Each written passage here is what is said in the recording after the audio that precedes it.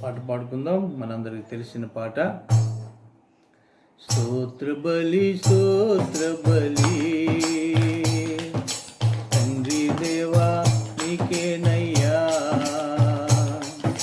శుభవేళ ఆనందమే నా తండ్రి నీ చిరుపాదమే, శుభవేళ ఆనందమే నా తండ్రి నీ చిరుపాదమే. కోటి కోటి స్తోత్రం డాడీ, కోటి కోటి స్తోత్రం డాడీ, కోటి కోటి స్తోత్రం డాడీ. స్తోత్ర బలి స్తోత్ర బలి మంచి దేవా నీకేనయ్యా, శుభవేళ ఆనందమే నా తండ్రి నీ చిరుపాదమే, శుభవేళ ఆనందమే నా తండ్రి నీ చిరుపాదమే. శ్రేయంత కాచితివి మరుదినము నీచితివి, శ్రేయంత కాచితివి మరుదినము నీచితివి, మరువని నా స్నేహమా కలసి సంతోషించుము, మరువని నా స్నేహమా మనం కలసి సంతోషించుము. కోటి కోటి స్తోత్రం డాడీ, కోటి కోటి స్తోత్రం డాడీ, కోటి కోటి స్తోత్రం డాడీ. స్తోత్ర బలి స్తోత్ర బలి మంచి దేవా నీకేనయ్యా, శుభవేళ ఆనందమే నా తండ్రి నీ చిరుపాదమే, శుభవేళ ఆనందమే నా తండ్రి నీ చిరుపాదమే. వేదన దుఃఖమైనా ఎన్నడు విడదీయదు, వేదన దుఃఖమైనా ఎన్నడు విడదీయదు, యేసయ్యా నీ నీడలో దినదినము జీవింతును, యేసయ్యా నీ నీడలో నీ దినదినము జీవింతును. కోటి కోటి స్తోత్రం డాడీ, కోటి కోటి స్తోత్రం డాడీ, కోటి కోటి స్తోత్రం డాడీ. స్తోత్ర బలి స్తోత్ర బలి మంచి దేవా నీకేనయ్యా, శుభవేళ ఆనందమే నా తండ్రి నీ చిరుపాదమే, శుభవేళ ఆనందమే నా తండ్రి నీ చిరుపాదమే. కోటి కోటి స్తోత్రం డాడీ, కోటి కోటి స్తోత్రం డాడీ, కోటి కోటి స్తోత్రం daddy. Praise the Lord. God bless you all. Praise the Lord. ప్రార్థన చేసుకుందాం. మహాపరిశుద్ధుడు ఘనమైన తండ్రి, నీ పరిశుద్ధ పాదాలకు లెక్కలేనన్ని స్తుతులు. గడిచిన తండ్రి కొన్ని వారాలుగా మరి సంఘముగా మందిరంలో కూడుకోలేక అన్నిటి రీతిగా తండ్రి, మరి ఈ మీడియా ద్వారా నాయన నీ వాక్యాన్ని నాయన మరి ప్రకటించడానికి, అలాగే నీ వాక్యాన్ని వినడానికి మాకు సహాయం చేస్తున్నందుకు వందనాలు తండ్రి. ఈ దినం కూడా మీరు మాతో మాట్లాడండి, నీ వాక్కు ద్వారా మమ్మల్ని బలపరచండి, నీ యొక్క స్వరాన్ని మాకు వినిపింపచేయండి. నిష్ప్రయోజకుడైన నన్ను నీ నోటి బోరుగా మార్చుకోండి, మీరే మాట్లాడుకోండి. నీ నామాన్ని హెచ్చిస్తూ నీ పాదాల దగ్గరకు తగ్గించుకుంటూ నజరుడైన యేసుక్రీస్తు నామమున ప్రార్థిస్తున్నాను తండ్రి, ఆమేన్. ప్రియమైన వారులారా, మరి ఈరోజు శుక్రవారం కనుక మన మందిరంలో కూడుకోలేని పరిస్థితి ఉంది కనుక దేవుని వాక్యాన్ని కొద్ది నిమిషాలు ఇటు రీతిగా మరి ధ్యానించాలని నేను ఆశపడతా ఉన్నాను. మనందరికీ బాగా తెలిసినటువంటి లేఖన భాగం మత్తయి సువార్త 6వ అధ్యాయము 31 నుంచి 33వ వచనం వరకు చదువుకుందాం. కాబట్టి ఏమి తిందుమో, ఏమి త్రాగుదమో అని, ఏమి ధరించుకుందుమో అని చింతింపకుడి. అన్ని జనులు వీటన్నిటి విషయమే విచారింతురు. ఇవన్నీ మీకు కావాలని మీ పరలోకపు తండ్రికి తెలియను. కాబట్టి మీరు ఆయన రాజ్యమును నీతిని మొదట వెతుకుడి, అప్పుడు అవన్నీ మీకు అనుగ్రహింపబడును. ఈ లేఖన భాగం దేవుడు మన వినికిడిలో దీవించునుగాక. మనం చాలాసార్లు విన్న వాక్యం, ధ్యానించిన వాక్యం, ప్రస్తుత పరిస్థితులను బట్టి ఒకసారి దీన్ని జ్ఞాపకం చేసుకోవాలని నేను ఆశపడతా ఉన్నాను. ఈ దినాల్లో మనం ఎక్కడ చూసినా చాలా అందరూ వర్రీ అవుతూ ఉన్నారు, చింతిస్తూ ఉన్నారు, భయపడుతూ ఉన్నారు, బాధపడుతూ ఉన్నారు. చాలా ఫ్రస్ట్రేషన్స్ ఉన్నాయి. లోకంలో ఎక్కడ చూసినా భయాందోళనలు ఉన్నాయి, మరణ భయం ఉంది. ఎక్కడ చూసినా చాలా వేదన, దుఃఖం ఉన్నట్టుగా మనం చూస్తాం. చాలామంది భయపడుతూ ఉన్నారు, చాలామంది దుఃఖపడుతూ ఉన్నారు, చింతిస్తూ ఉన్నారు. రేపు ఎలాగా, ఈ వైరస్ ఎంతవరకు ఉంటుంది, ఇది ఎంతవరకు ఈ లాక్డౌన్ ఉంటుంది, ఎప్పుడు సామాన్య పరిస్థితులు వస్తాయి, ఇప్పుడు ఎప్పటిలాగే మనం తిరిగి స్వేచ్ఛగా ఉండగలుగుతాం, ఆరాధన చేసుకోగలుగుతాం, ప్రభు సన్నిధికి వెళ్ళగలుగుతాం, సమూహంగా కూడగలుగుతాం, ఇప్పుడు మన బంధుమిత్రుల్ని ప్రేమతో ఆప్యాయతతో పలకరించగలుగుతాం. ఇప్పటికీ ఎటువంటి పరిస్థితులు, సామాన్య పరిస్థితులు వస్తాయని ఆలోచన, చాలామందికి చింత, ఈ దుఃఖం ఉంది. మనం చదువుకున్న లేఖన భాగంలో మనకి ఎక్కువ ఇక్కడ కనబడేది ఏంటంటే, ఏమి తిందుమో, ఏమి త్రాగుదమో, ఏమి ధరించుకుందుమో అని చింతింపకుడి. డోంట్ వరీ, చింతించొద్దు అని దేవుడు మాట్లాడుతూ ఉన్నాడు. ఎవరు చింతిస్తారట?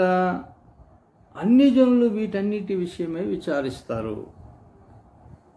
దేవుని ఎరగని వారు, ప్రభువుని ఎరగని వారు, యేసు ప్రభువునందు విశ్వాసం ఉంచని వారు విచారిస్తారు, వారు చింతిస్తారు.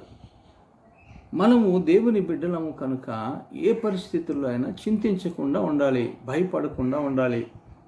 అది దేవుడు మన నుండి కోరుతూ ఉన్నాడు.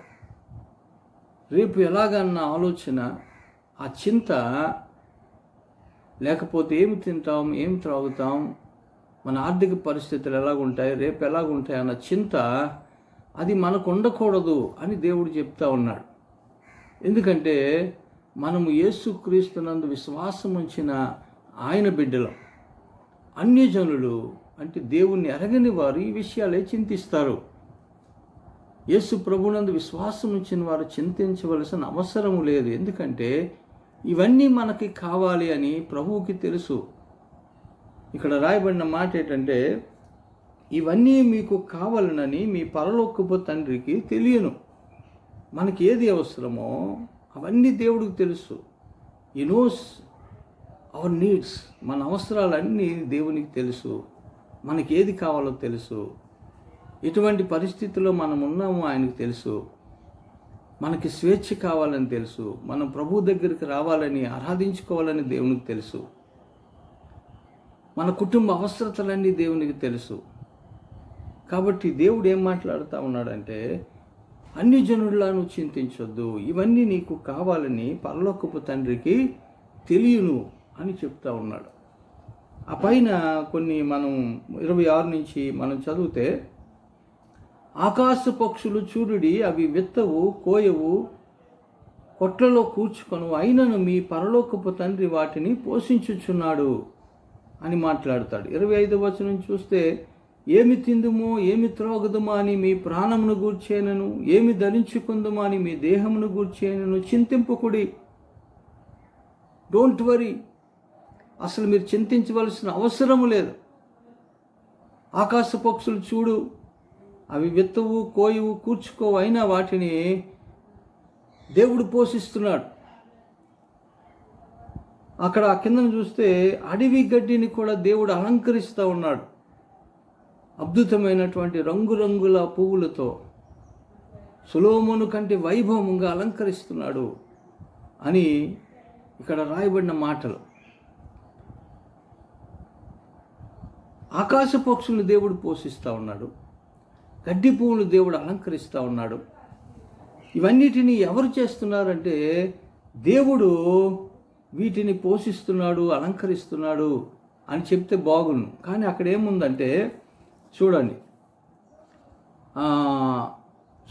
ఆకాశ పక్షులు చూడుడి, అవి విత్తవు, కోయువు, కొట్లలో కూర్చుకొను, అయినను మీ పరలోకపు తండ్రి వాటిని పోషించుచున్నాడు. ఎవరు పోషిస్తున్నారు? మీ పరలోకపు తండ్రి అని ప్రభు చెప్తున్నాడు. అంటే ఎవరు పరలోకపు తండ్రి? నా పరలోకపు తండ్రి, లేక నీ పరలోకపు తండ్రి, మనందరి తండ్రి అయినటువంటి ఆ పరలోకంలో ఉన్న ఆ తండ్రి అయిన దేవుడు వాటిని పోషిస్తున్నాడు. మన తండ్రి వాటిని పోషిస్తూ ఉంటే మనల్ని పోషించడా? ఏ చిన్నపిల్లలైనా, ఇంట్లో ఉన్న పిల్లలు ఎలా సంపాదించాలి, ఎలా వస్తువులు తేవాలి, ఎలా కొనుక్కోవాలి, నాకు కావలసినవి ఎలాగ కష్టపడి సంపాదించాలని ఆలోచన చేస్తారా? ఏమి చేయరు. వాళ్ళు ఏం చేస్తారంటే సింపుల్గా తల్లిదండ్రుల మీద డిపెండ్ అవుతారు. నాకు కావలసినవి నేను అడిగితే నా తండ్రి ఇస్తాడు, నా తల్లి ఇస్తుంది, నాకు కావలసినవి తల్లి వండి పెడుతుంది, నాకు కావలసిన వస్తువులు నా తండ్రి తీసుకొని వస్తాడు. అవే వాళ్ళకు తెలుసు తప్ప ఎలా సంపాదించాలి, ఎలా కష్టపడాలి, ఇవేమి వాళ్ళు ఆలోచన చేయరు. ఎందుకంటే వాళ్ళ బాధ్యత తండ్రిది. అలాగే దేవుడు మన తండ్రి కనుక మన బాధ్యత తండ్రిది. అడవి పక్షుల్ని మన తండ్రి పోషిస్తామంటే మనల్ని పోషించడా? మనం ఆలోచన చేస్తే ఆయన మన తండ్రి. ఈ 6వ అధ్యాయంలో మనం చూస్తే ఇంచుమించు 11-12 సార్లు నీ తండ్రి, మీ తండ్రి, నీ తండ్రి, మీ తండ్రి, పరలోకపు తండ్రి అని రాయబడింది. ఇక్కడ దేవుడు మనకి ఏమి నేర్పాలని ప్రయత్నం చేస్తున్నాడంటే, పరలోకంలో ఉన్నది దేవుడు కాదు, దేవుడే అయినా నీ తండ్రి అయిన దేవుడు. అందుకే ఆ ప్రార్థన కూడా ఆయన నేర్పాడు. పరలోకమందున్న నా తండ్రి అని ప్రార్థన చేయమన్నాడు. ఎప్పుడైతే ఆయన తండ్రి అయితే మన అవసరతల అక్కర్లన్నీ ఆయనకి తెలుసు, బాధ్యత అయింది, భారం అయింది. మనం సింపుల్గా మనకు కావలసినవి అడగడమే, తండ్రిని అడగడమే.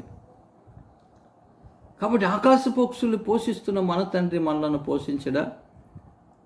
గడ్డి పువ్వులను, అడవి గడ్డిని అలంకరిస్తున్న దేవుడు మనల్ని అలంకరించడా? మనల్ని ఆశీర్వాదకరంగా ఉంచడా? ఎందుకు చింతిస్తావు?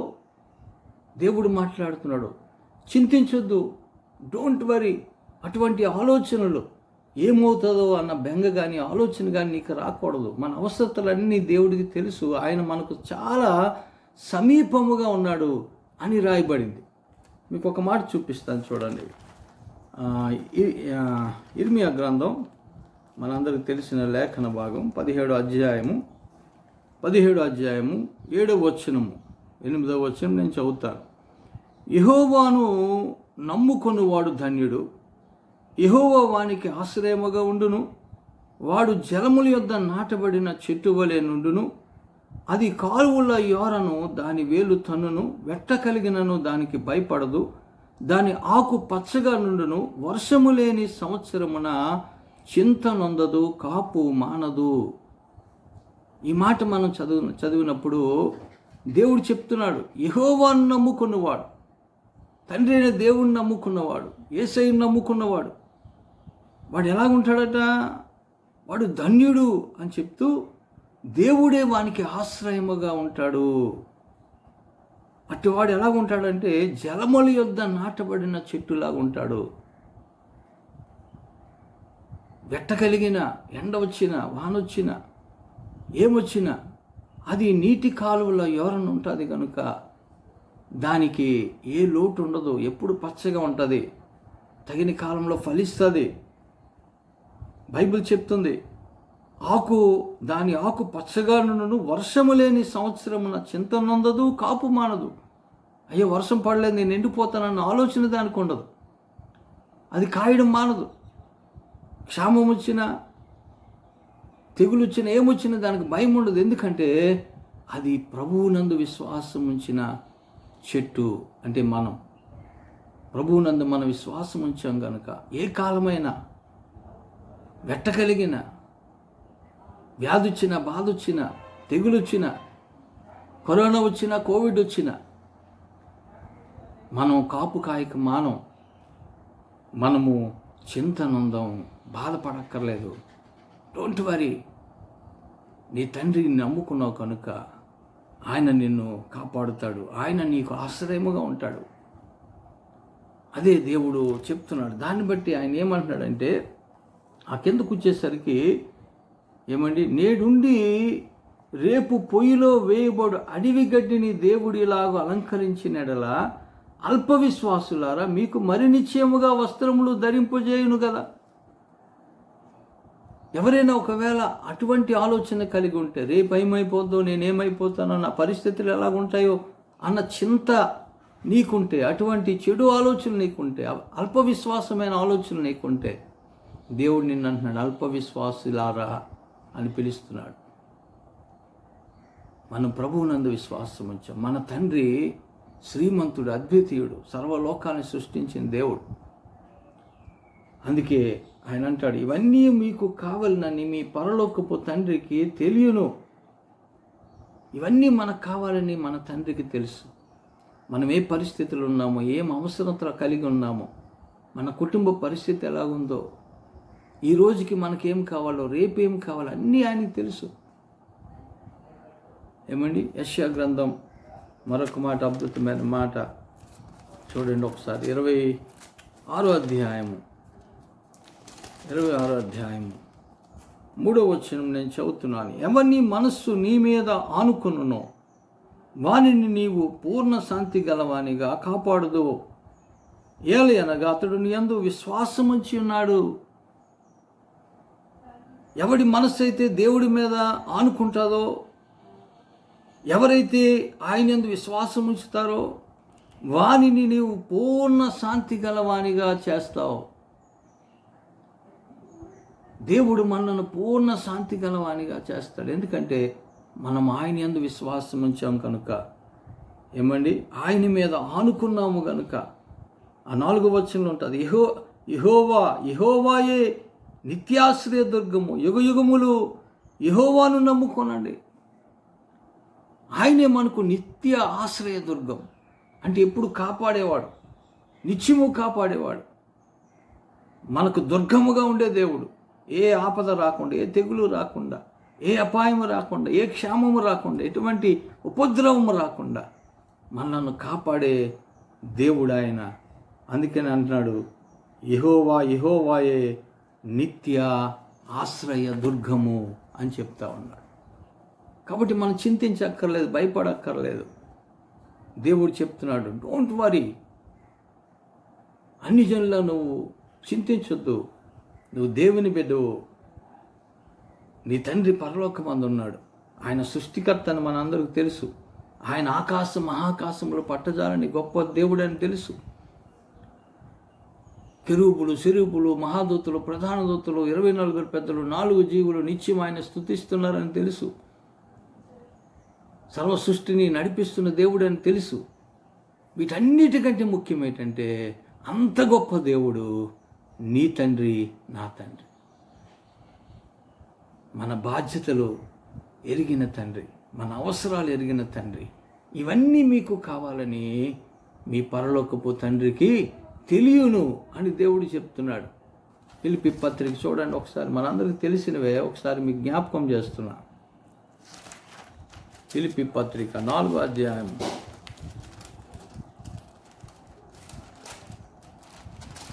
చూడండి. ఫిలిప్పీ పత్రిక 4వ అధ్యాయం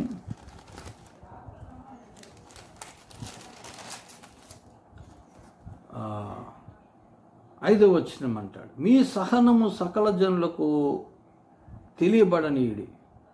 ప్రభువు సమీపముగా ఉన్నాడు, దేనిని గూర్చి చింతపడద్దు, కానీ ప్రతి విషయములోనూ ప్రార్థన విజ్ఞాపనల చేత కృతజ్ఞతాపూర్వకముగా మీ విన్నపములు దేవునికి తెలియజేయండి. 4వ వచనం, ఎల్లప్పుడూ ప్రభువునందు ఆనందించండి, మరలా చెప్పుదును ఆనందించండి, చింతించొద్దు, ఆనందించండి. పరిస్థితులు ఎలాగున్నా ప్రభువునందు ఆనందించండి. ఏమన్నాడు? ఎందుకట? ఆయన సమీపముగా ఉండే దేవుడు, ఆయన మనకు దూరంగా ఉండే దేవుడు కాదు. ఆయన మనకు సమీపంగా ఉన్నాడు. పిలిస్తే పలుకుతాడు, ప్రార్థన చేస్తే వింటాడు, మొరపెడితే ఆలకిస్తాడు. ఆయన మనకు ఉత్తరం ఇస్తాడు, లేవనెత్తాడు, విడిపిస్తాడు, రక్షిస్తాడు. ఏమండి? అందుకే ఇక్కడ అంటున్నాడు, దేనిని గురించి చింతపడద్దు. Don't worry for anything. దేని గురించి చింతించొద్దు. ప్రతి విషయములోనూ ప్రార్థనా విజ్ఞాపనల చేత కృతజ్ఞతాపూర్వకంగా మీ విన్నపములు దేవునికి తెలియజేయండి. జస్ట్ మీకేం అవసరమో దేవునికి తెలియజేయండి. ఆయనకు తెలుసు, ఒకసారి జ్ఞాపకం చేయడమే. ప్రభువా, నాకు ఇది అవసరం ఉంది, నా కుటుంబానికి ఇది అవసరం ఉంది, నా ఆత్మీయ జీవితానికి ఇది అవసరం ఉంది, నా బిడ్డలకి ఇది అవసరం ఉంది, మా సంఘానికి అవసరం ఉంది, మా దేశానికి అవసరం ఉంది, మా రాష్ట్రానికి అవసరం ఉంది, మా ఇరుగు పొరుగు వారికి అవసరం ఉంది. జస్ట్ మనం పిటిషన్ దేవుడికి ఇవ్వడమే, విజ్ఞాపనలు తెలియజేయడమే, కృతజ్ఞతాపూర్వకంగా. ప్రభువా, నువ్వు ఇస్తావని తెలుసు, నీకు వందనాలు, నువ్వు ఇస్తున్నావు నాయన, నీకు వందనాలు, నువ్వు చేస్తావు నాయన, నీకు వందనాలని కృతజ్ఞతాపూర్వకముగా దేవునికి మన విన్నపాలు తెలియజేయడమే మనం చేయవలసిన బాధ్యత. దేని గురించి చింతపడద్దు. చాలాసార్లు మనం చదువుకున్నాం, దేని గురించి చింతపడద్దు. 5వ అధ్యాయం చివరి నుంచి 6వ అధ్యాయం మత్తయి సువార్త, ఆయన మన తండ్రి. ఎప్పుడు మనం గుర్తుపెట్టుకోవాల్సిన విషయం, ప్రభువు మనకు నేర్పించిన పాఠం. చాలాసార్లు మీ తండ్రి, నీ తండ్రి, మీ తండ్రి, మీ పరలోకపు తండ్రి అని దేవుడు చెప్తా ఉన్నాడు. పరలోకమందున నా తండ్రి అని ప్రార్థించమన్నాడు. ఆయన మన తండ్రి. మన అవసరాలు తీర్చవలసిన బాధ్యత ఆయనది. మనకేమేమి కావాలో అన్నీ ఆయనకి తెలుసు. కాబట్టి దేవుడు మన అవసరాలు తీరుస్తాడు. జస్ట్ ఆయన యందు విశ్వాసం వచ్చి మన విన్నపాలు ఆయనకు తెలియజేయడమే, నమ్మకం ఉంచడమే. నా దేవుడు చేస్తాడని విశ్వాసంతో మనం బ్రతకడమే. ఇప్పుడున్న పరిస్థితులన్నీ దేవుడు మారుస్తాడు. ఈరోజు పరిస్థితి రేపు ఉండదు. మే మాసంలోకి వచ్చాం, తిరిగి మనం అందరం ఆరాధన చేసుకుంటాం, కలిసి దేవుడిని ఘనపరుస్తాం, ఎప్పటిలాగా స్వేచ్ఛగా ఉంటాం, ప్రభువుని మహిమపరుస్తాం. మునుపటి కంటే అత్యధికమైన ఆశీర్వాదాలు దేవుడు మనకిస్తాడు. శ్రమ వచ్చిన తర్వాత ఇంకా ఎక్కువ మేలు దేవుడు మనకు కలిగిస్తాడు. యోబు జీవితంలో మనం చూసాం. ఒక శోధన వచ్చిందంటే దాని వెనకాల గొప్ప ఆశీర్వాదం దాచబడి ఉంటుంది. ఈ కరోనా వెనకాల గొప్ప ఆశీర్వాదం, గొప్ప ఉజ్జీవం దేవుడు దాచి ఉంచాడు. అది దేశం మీదకి వస్తుంది, మన సంఘంలోనికి వస్తుంది, మన కుటుంబాల్లోనికి వస్తుంది, మన వ్యక్తిగత జీవితాల్లోనికి కూడా వస్తుంది. ఇది మేలుకే దేవుడు చేశాడని నమ్మండి. దేని కొరకు చింతించొద్దు.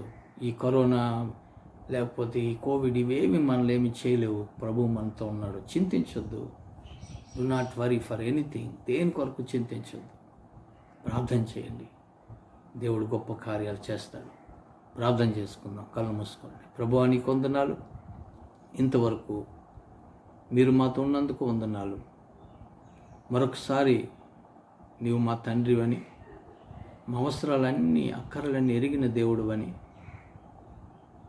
ఆకాశ పక్షులను పోషిస్తున్నది నా తండ్రి అని మరొకసారి మాకు జ్ఞాపకం చేస్తున్నందుకు వందనాలు. మా కొరకు నువ్వు చింతిస్తున్నావు, మా చింత నీ మీద వేయమన్నావు. కానీ మేము చింతించి నాయన మేము బాధపడిపోయి మేము బలహీనమైపోతున్నాం. విశ్వాసంలో మమ్మల్ని బలపరచండి. నువ్వు ఉన్నావన్న ధైర్యము, స్థైర్యము, నువ్వు మా తండ్రివని, ఈ లోకాలను వెళ్తున్న రాజు అయినా నువ్వు మా తండ్రివని ఆ నమ్మకంతో, ఆ విశ్వాసముతో, ఆ యొక్క ఆలోచనతో మేము బ్రతకడానికి నీ కొరకు ఈ లోకంలో సజీవ సాక్షులుగా జీవించడానికి సహాయం చేయండి. ఈ స్వరం వింటున్న ప్రతి బిడ్డను, ప్రతి కుటుంబాన్ని దీవించండి. సంఘ బిడ్డలందరినీ ఆస్వాదించండి. కుటుంబాల చుట్టూ నీ కంచి వేయండి. ఏ దుష్టశక్తులు, అపవిత్రాత్మలు, అంధకార శక్తులు, బలహీనతలు, తెగుళ్ళు, వ్యాధులు, బాధలు ఏవి సోకకుండా ప్రతి గృహం చుట్టూ నీ రక్తపు కంచి వేయండి. ప్రతి బిడ్డ చుట్టూ నీకు రక్తపు కంచి వేయండి. నీ మందిరపు మేల చేత అందరినీ తృప్తిపరచండి. నీ కనుదృష్టి, నీ కాపుదల ప్రతి బిడ్డతో ఉంచండి.